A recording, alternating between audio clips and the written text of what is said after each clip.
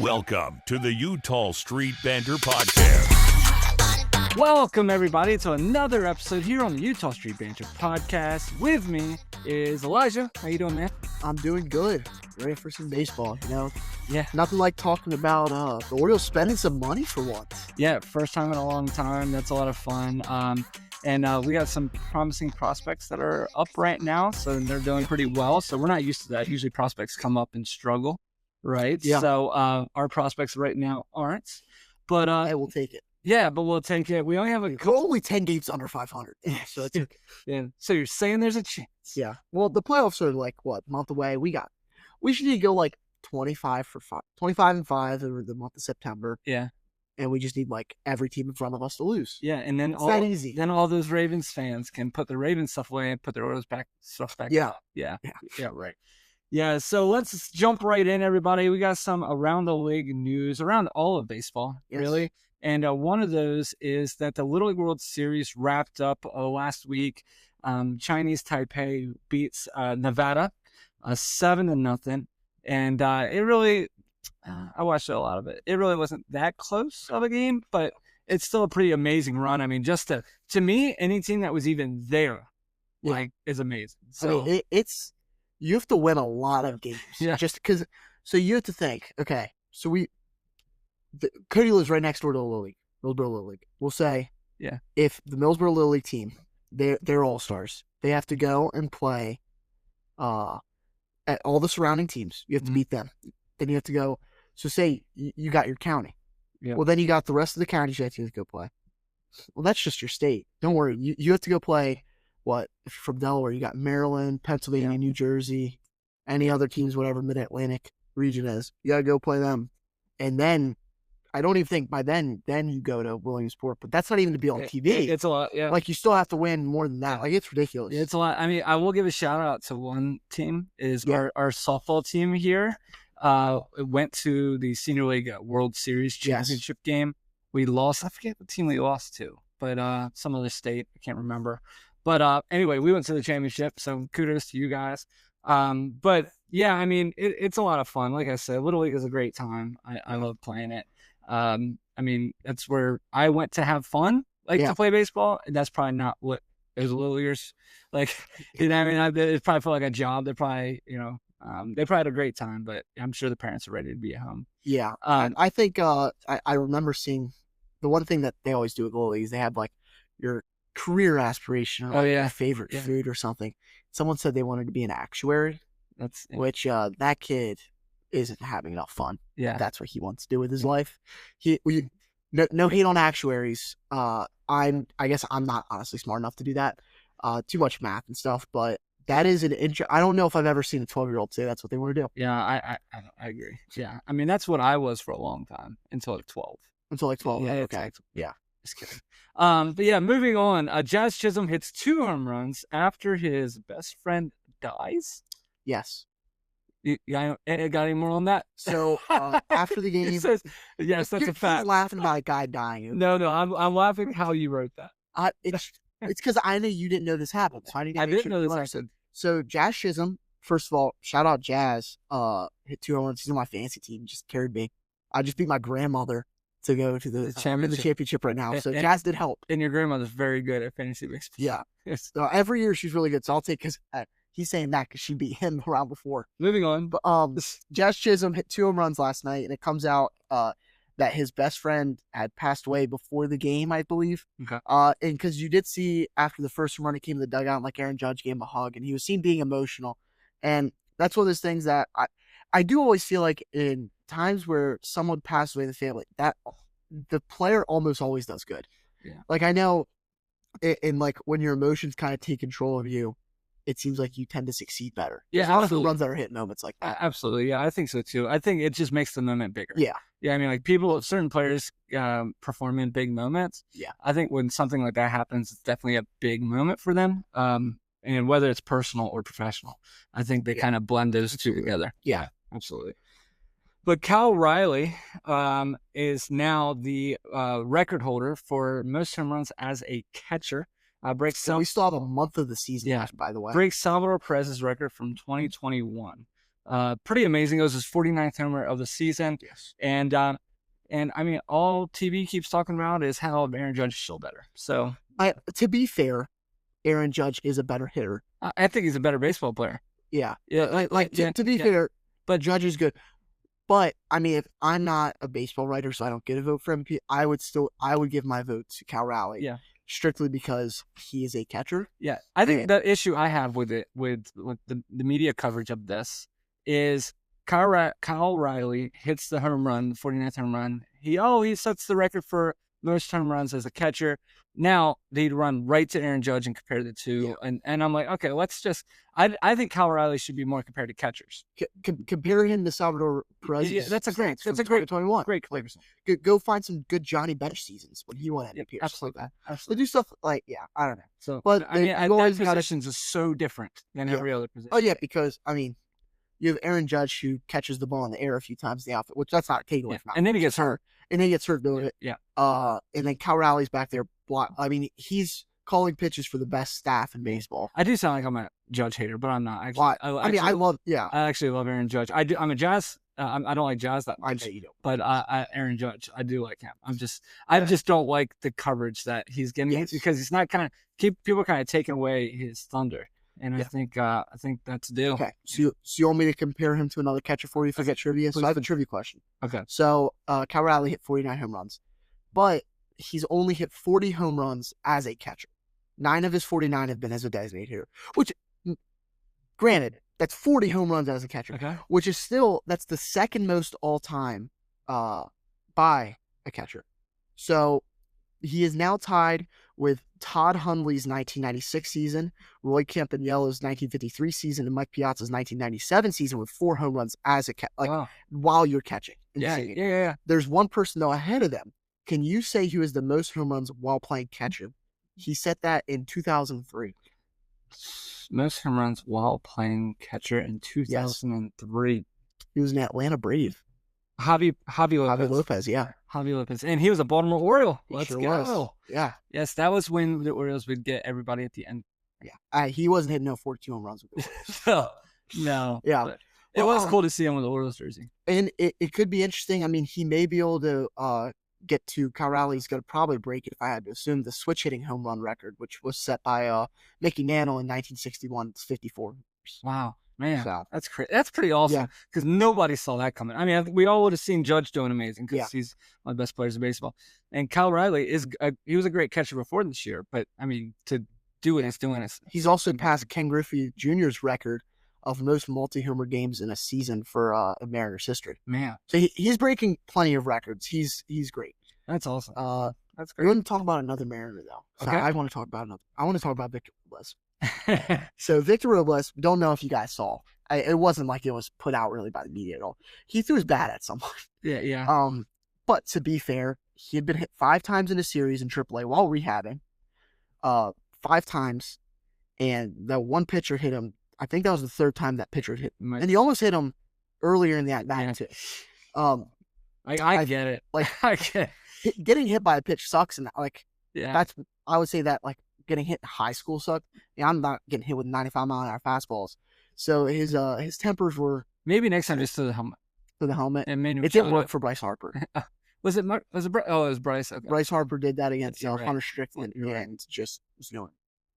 That might be the worst fight of all time. It seemed like it should have been good, and then just it fell apart. Yeah. No, Manny also threw his helmet. That was when Jordan Ventura. Oh yes. Yeah. Yeah, and that's when Chris Davis. I remember they showed the Manny and him are going at it, and in the dugout is Chris Davis and Trumbo running out, and I'm like, how those terrifying! Are 2 guys. You don't want running. I'm like, no, we're fighting. You guys stay over. Yeah. We wouldn't be like hockey, where it's just us. Just drop. I don't want you guys. No. Yeah, that's crazy. Yeah, but so Victor Robles had that happen to him, and why I bring that up? That was last week's news. Well, he actually faced that pitcher again. On Sunday. When the Mariners played the A's, Joey Estes, he faced him. Estes won the battle. He got him the pop-up. But I just think it's interesting that that happened right there. Yeah, what's the chances they come right back? They're both in the pros at the same time again. I think, you said this earlier, I think if you're Estes, you have to hit him again. Yeah. It's really, because you think about it, you hit him again, he's getting suspended. Oh, yeah. He 100%. Yeah. Yeah. Yeah. And what's funny is it's even funnier if there is no backstory to this. Oh no, it's just like he was just missing it. But then at the same time, for us, he threw a bat at you. Yeah, right. Right. You might be a little upset about that. Yeah. Who knows? We got some news in our minor league system too, sort of some team news because we live really close to one of them. The Aberdeen Ironbirds is leaving the farm system of the Baltimore Orioles, and the Florida Keys. Florida Keys. That's a group of islands. The Florida off the Keys. coast of Florida. The Keys are coming to Frederick. The Frederick Keys are coming back into our system. Frederick Keys obviously is an amazing place. They renovated their stadium quite a bit. Yeah. Just to try to get to this because they lost their bid. Yes. It's when the minor leagues shrunk down, you had less teams. Yep. Because they were originally because it was the Keys were the high A team. Yep. And the Ironbirds were like the half season team, Yep. right? Something like that. Something like that. So I don't remember because they were both in the organization, but the Keys were there first, but they got the boot, and now they're back. They're switching it up, which is very interesting. You don't see this happen too often, but the Keys were in the MLB Draft League, which was a collegiate league for players trying to get into the draft, and now that's what the Ironbirds would be. Yeah, and the Ironbirds. The reason this is all happening is that the Ironbirds was sold. Cal Ripken sold the Ironbirds, and they're just trying to kind of get out of that kind of mold. It's just interesting because if you've been to the Ironbirds and been to the Cal Ripken Dreams Park there, or not Dreams Park, the Cal Ripken Park there, it's very Oriole.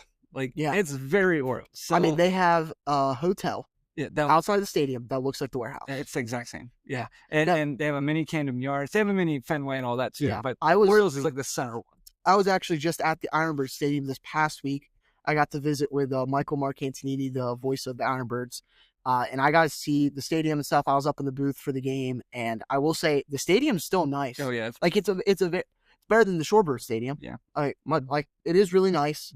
So it is kind of sad to see it happen that way, and I know, I think that was kind of the vibe overall. A lot of the team isn't probably loving it because I mean, you're sitting there while the ownership's focused on getting rid of you, basically. Yeah. The season's not even over. I think it kind of stinks for the kids because when you would go there for a baseball tournament, it was neat to see a professional baseball game. Absolutely. Even though it's the minors, it's still pretty cool. Yeah. But yeah. So anyway, like I said, the Keys are back in the system, and the Ironbirds are going to be faded out at the end of the season. But big, huge, massive.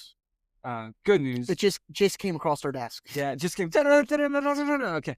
You get like the ticker. Yeah.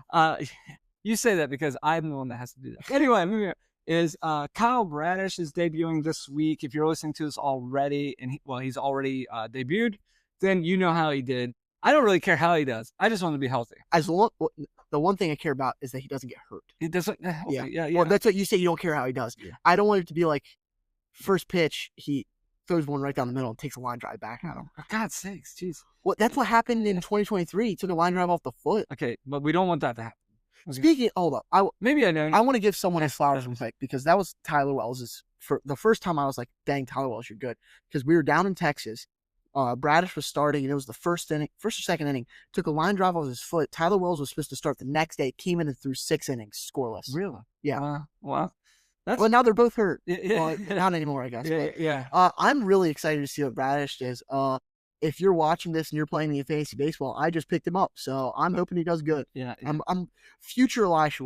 We'll next week we'll see. I know they're not watching because the people he's playing are huge fans.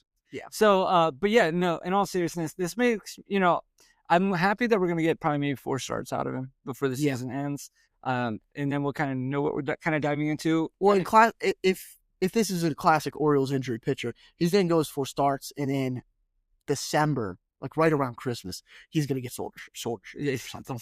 But yeah, so I mean that's pretty exciting. It's exciting to have him come back, see how he does, and he's hopefully fully healthy.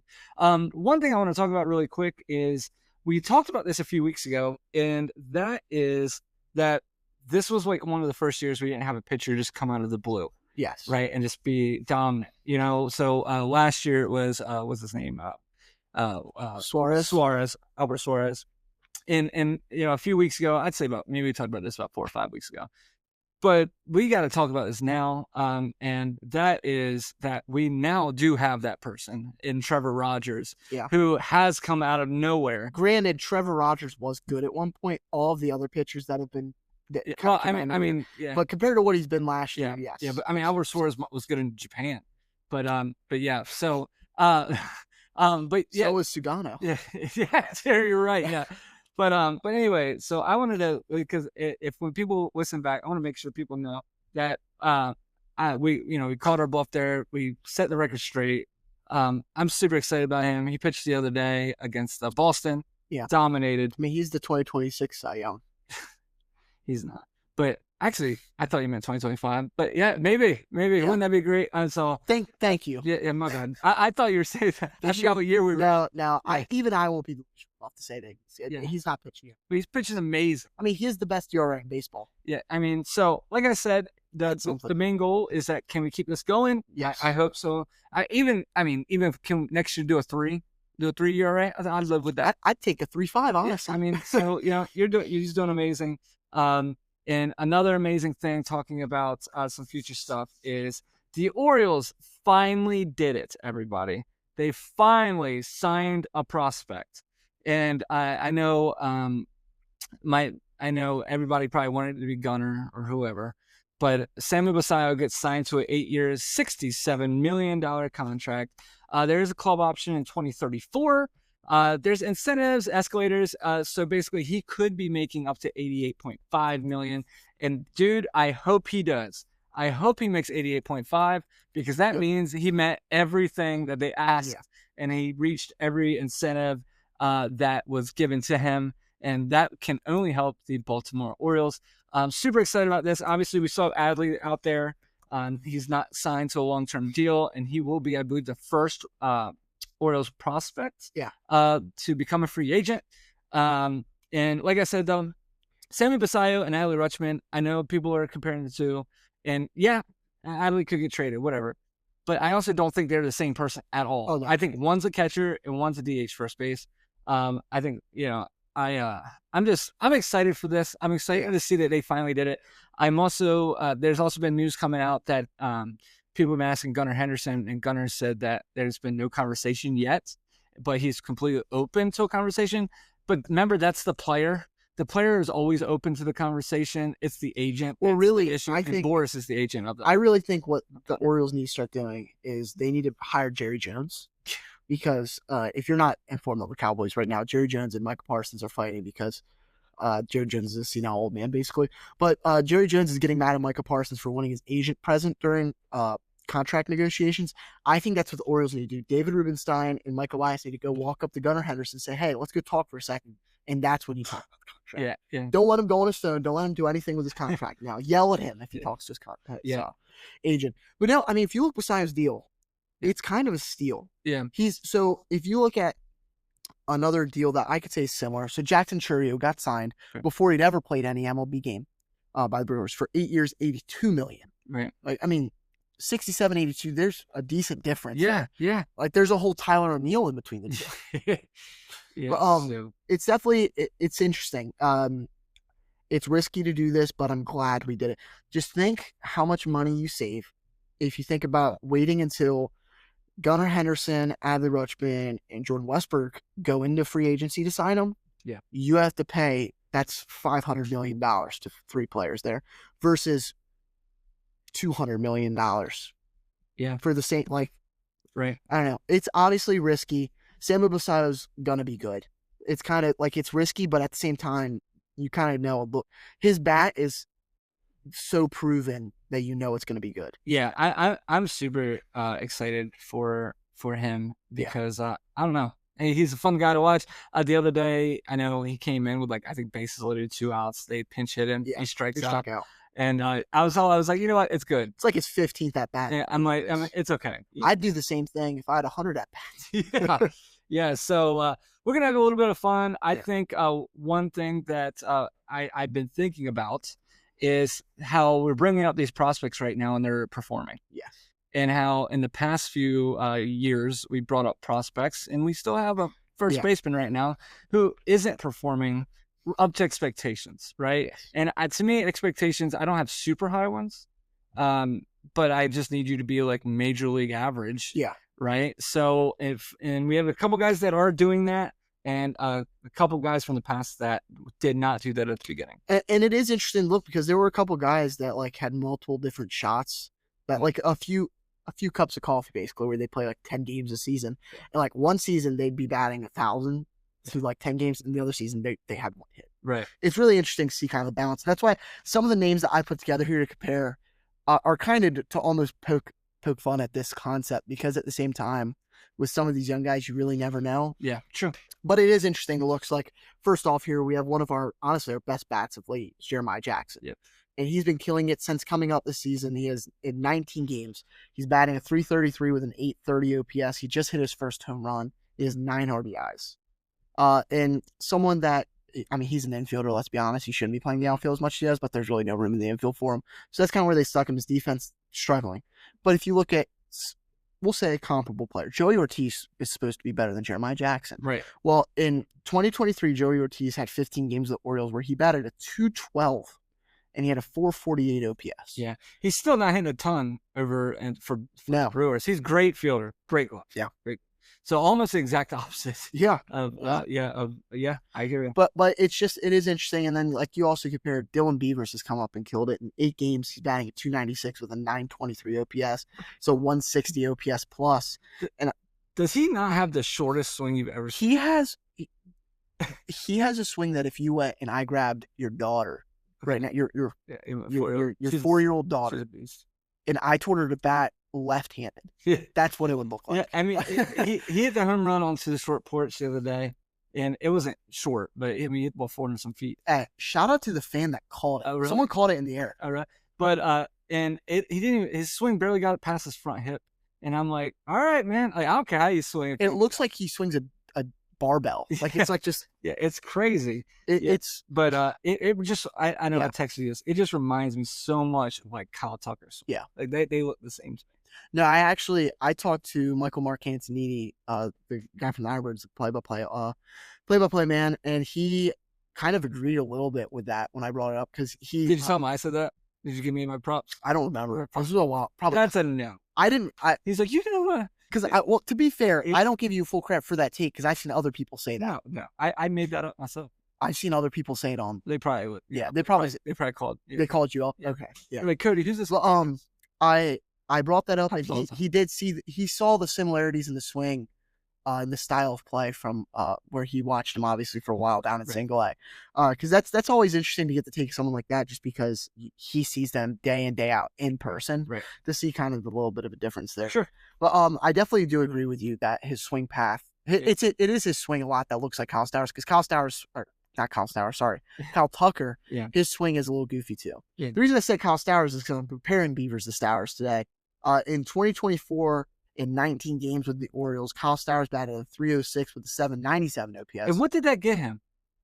Sat down. He got and then traded. and then traded. Yeah. But hey, didn't really. the man's doing great. Well, he's hurt now, but Oh, is it? I didn't know. yeah, he's been hurt for a few weeks now. Oh, really? But yeah, he's been, killing it this season. But you do see, and that was, I think, his 3rd major league season. I think he played about 20 games in each season, and he only got better each stint, basically. Yeah. So it's kind of interesting to see that. But Beavers, if you had to pick between the two, I'm still going to pick Beavers every time. Yep. And then this is my favorite comparison here. You look at Samuel Basallo, who's done okay since coming up. He's no Kobe Mayo. He's done okay. So in 7 games, he's batting .261 with a .668 OPS. He's going to find it. He's figuring out. I think the biggest adjustment is going to be catching at the major league level for him. The other day, Dean Kramer and him got into a little bit of an argument, it seemed like, coming off the mound.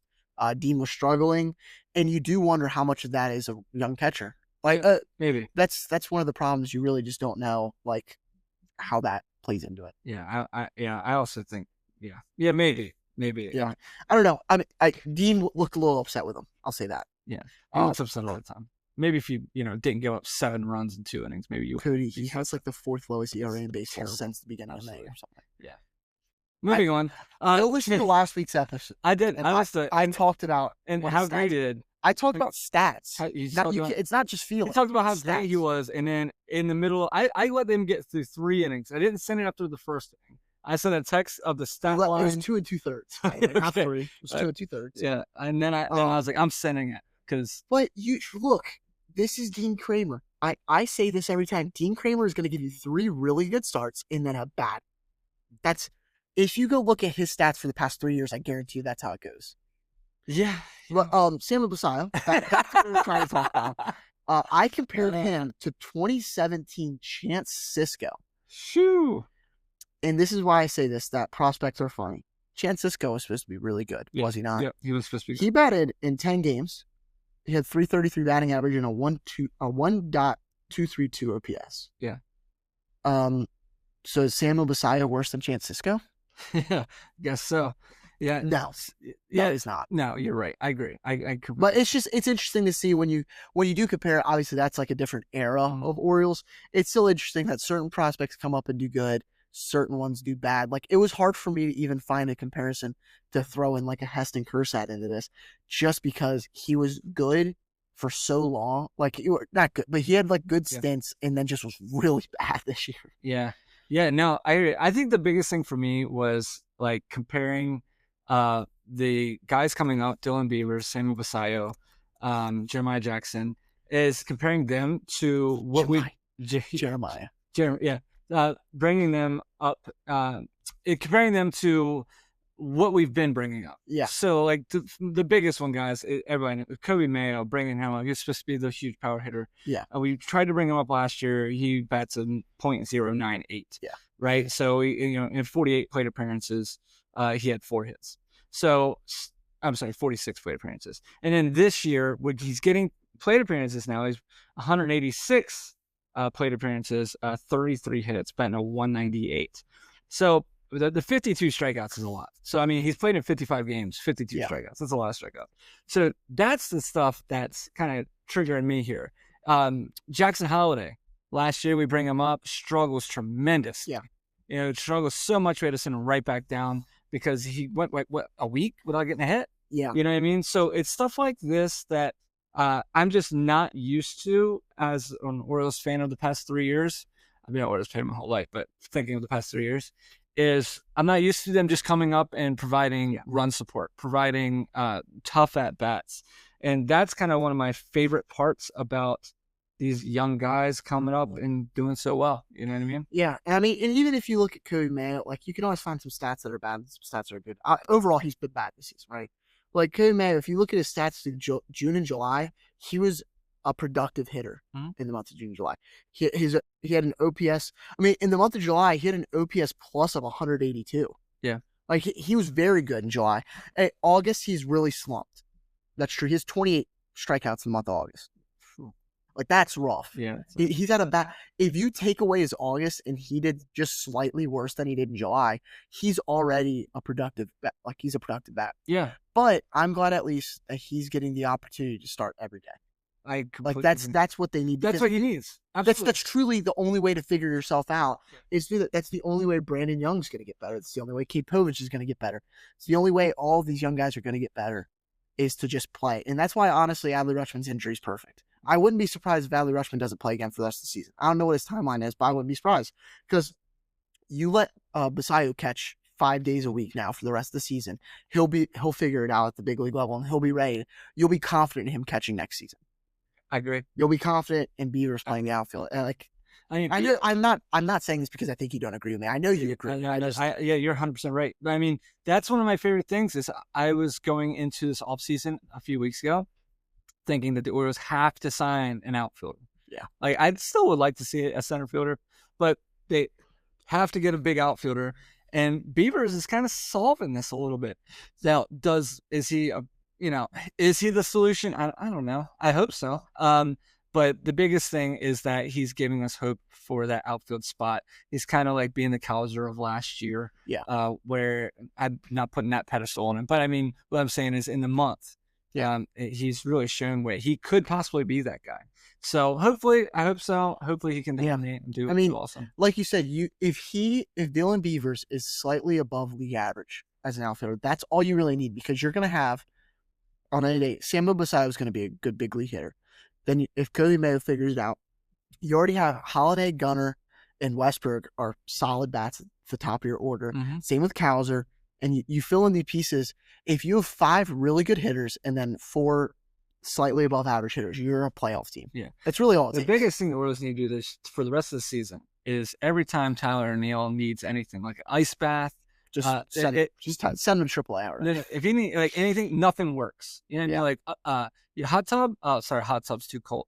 Ice bath. That's too cold. Yeah, we're turning everything. Like we're being major league right now because we do not want him to. We want him to use his option. Yeah. Because he has a player option at the end of this season. But if he's smart, you can't go back to free agency after this season. No, he's opting in. It's absolutely. 100%. But you need to be like, sorry, yeah, nothing. Hey, you got any Tylenol? My shoulder's kind of hurt. Nah, Hey, I got nothing. Send him down. He's gonna be on a month-long rehab stint at Delmore. You just gotta piss him off. You know, He's gonna be on the Shorebirds for a month. That's all you gotta do. Send him down to the low A. yeah. So, but because I still would love to have a free agent outfield hitter on this team next season. You know who we should just go sign? Who? Kyle Tucker. Yeah. He's slumping, but it's fine, But it has to be a right. It brings his value. because we can't. can't. God sakes, we don't. That's true. Our lefties. So, but anyway, You know who we should go get? Joey Gallo's a free agent. good God, yeah, that's what we need. Strikeout, home run. Yeah, that'll go over great. But yeah. So anyway, I really wanted to focus this podcast on how amazing some of these young guys are doing, and like I said, it's super encouraging. It makes the Orioles games worth watching. Yeah. I think it's totally different than like 2019 to 21, where you didn't even want to watch the games because you didn't even really know who's on the team because they're fillers. They're fillers. You know what I mean? So now, At least these fillers are they're got to be on the team next year. they're planning on them being permanent. Like stays. the only people you look at on this team that might like Vimal Machine or however you say his first name. He's a filler. Yeah. But you're gonna have a couple of these when you're doing good. You're still gonna have fillers. Yeah, absolutely. I mean, so that's the one good part about it is, it's almost like I said last time I was on the podcast, is it's like this is an extended spring training to see some of the young guys and see what they can do. Yeah. They're truly fighting for a job. Like that's what they're doing. They're not that they're getting fired, but they're fighting to stay in the pros. You know what I mean? So super excited about that. Make sure when you're watching Orioles games, pay attention to your bullpen because I think the big thing here is you're going to see the guys that might be here next year and the guys that won't be. Yeah. And some of them have to be here because you got rid of all of them. And just understand, you need at least a 5-run lead before your starting pitcher comes out of the game, or you will lose. Yeah, I'm hoping Tyler Wells can come in and start closing some games. I think he almost has to be a closer for next year. Yeah. Unless we sign him a closer. But Greg Kimbrell's making. I mean, he's working on the Astros now, so he'll probably be a free agent by next year unless he gets signed before. Batista worried he might be done. That's sad. It's super. Think he can throw left-handed? Maybe. God's sake, how big he is, he probably can throw left-handed harder than a lot of people get throw right-handed. So, but anyway, so like I said, we will see how it goes, and hopefully that these prospects can kind of salvage our hopes for next season and help us just feel good about wearing Orioles attire. And not be totally upset all the time. So, but yeah, until next time, I'm Cody. This is Elijah. Thank you so much for joining us on another episode here. Please remember, you can watch us on YouTube. We're also on Apple Podcasts and Spotify. And follow us on social media. Give us a like or comment, whatever you want. We're on Facebook. We're on TikTok. We're on X. We're on Instagram. So we really enjoy kind of reaching out and talking to all you guys. But we will see you guys next time here on the Eutaw Street Banter. Have a great week. See ya.